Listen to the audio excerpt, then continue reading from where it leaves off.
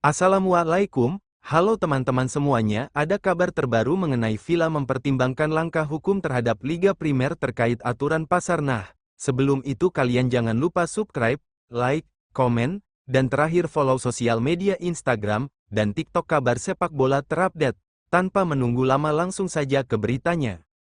Menurut The Times, Liga Premier bersiap untuk menghadapi pertarungan hukum lainnya karena pemilik Aston Villa, Nassef Sawiris, mempertimbangkan untuk menggugat aturan profitabilitas dan keberlanjutan liga. Hal ini menyusul arbitrase yang sedang berlangsung di Manchester City terkait transaksi pihak terkait, yang menandai momen penting bagi tata kelola keuangan di sepak bola Inggris.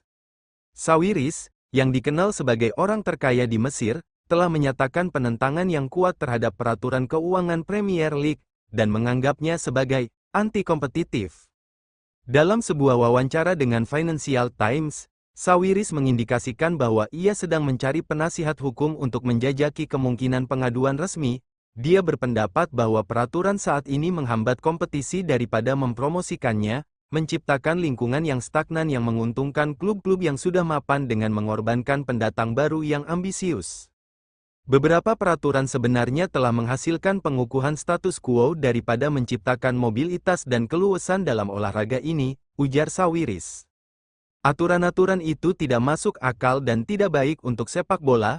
Mengelola sebuah tim olahraga telah menjadi lebih seperti menjadi bendahara atau penjual kacang daripada melihat apa yang dibutuhkan oleh tim Anda. Ini lebih tentang menciptakan keuntungan di atas kertas, bukan keuntungan nyata. Ini menjadi sebuah permainan keuangan, bukan permainan olahraga. Miliarder Mesir ini juga mengkritik hukuman atas pelanggaran peraturan profitabilitas dan keberlanjutan sebagai tidak jelas dan terkesan sewenang-wenang, menyoroti ketidakkonsistenan dan kurangnya transparansi dalam penegakan peraturan ini.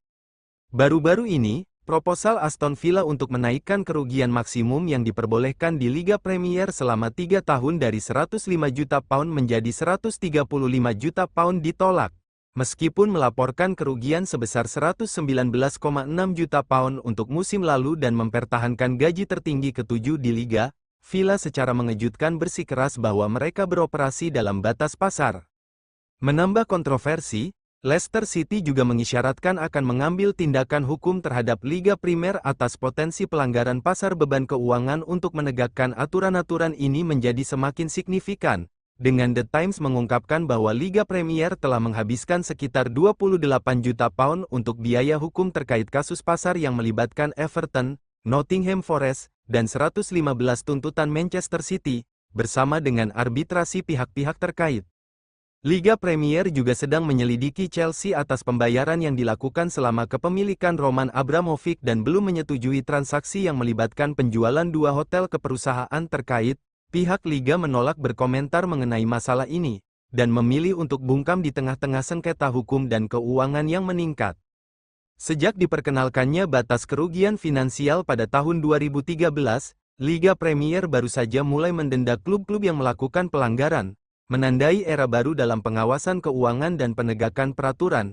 Perkembangan ini mencerminkan ketegangan yang meningkat antara klub-klub yang berjuang untuk fleksibilitas keuangan dan liga yang bertekad untuk menegakkan integritas keuangan yang ketat. Saat pertempuran hukum berlangsung, masa depan peraturan keuangan di Liga Primer tergantung pada keseimbangan. Hasil dari perselisihan ini kemungkinan besar akan membentuk lanskap keuangan sepak bola Inggris, yang berpotensi mengarah pada reformasi yang signifikan dalam cara klub mengelola keuangan mereka dan mengejar pertumbuhan dalam kerangka kerja kompetitif liga. Itulah kabar terbaru. Oh ya, jangan lupa subscribe, like, komen, dan follow. Terima kasih buat teman-teman yang sudah nonton video ini.